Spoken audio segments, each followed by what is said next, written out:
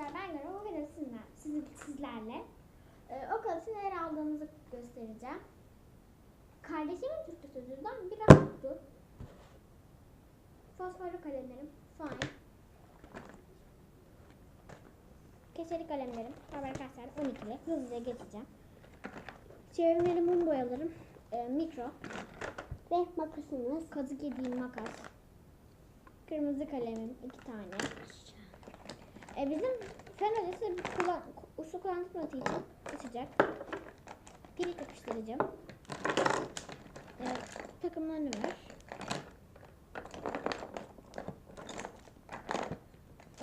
10 liraya aldım 12 renk kalemim. Arkadaşlar burada iğnemiz, papabiliye sadece şırıngamız demek istedim. Bu işte. Silgim. Uçlu kalemim. 2 tane kurşun kalem. Bu kadar. Bu uç daha. Şimdi şunu kaldırayım. Ürün dosyası, siyahısı istedi. Verdiğini evliler beklerim. İğne kitabın. Köpekti. Benim ortaya gidiyorum. Bu hiçbir defterim. Yazım kılavuzu. Yazım kılavuzu. Veremem. Sosyal bilgiler. Arapça. Kur'an-ı Kerim. Diğer defter olduğu için aldım. Diğer defterim. Ben yavaş. Türkçe. Sen. Yavaş olur musun? Dil kültürü defterim. Matematik defterim.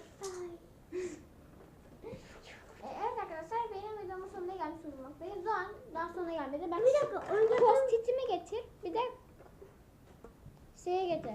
Not defterlerini. Evet, biz notlarımı gösterdik. Gösteririz şimdi. Biz bunu almıştık. Hızlı olur musun? Bunu Fırçayı da atma. Allah aşkına buradan hızlı getir onu Doğan. Ağlatma beni. Fırça setim. Onu 7 liraya aldım. Su kabım. Bu post-itlerim. Not defterlerim 2 tane aldım. Bundan benim guaj boyam da olacaktı. Bak kağıtlarımı da getirip kreponları. Kardeşime bile videoda iş yaptırıyorum. seni döveceğim bir gün ha. Evet. Akrilik boyalar.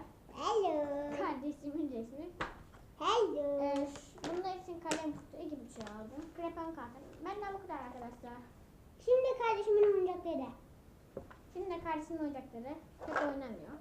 Bu böyle bir adam. Bu oynamıyor. Silahım. Bu da her ne daha sarıyor. Arabası. Benden bu kadar arkadaşlar. Diğer videoda görüşmek üzere. Şimdilik hoşçakalın.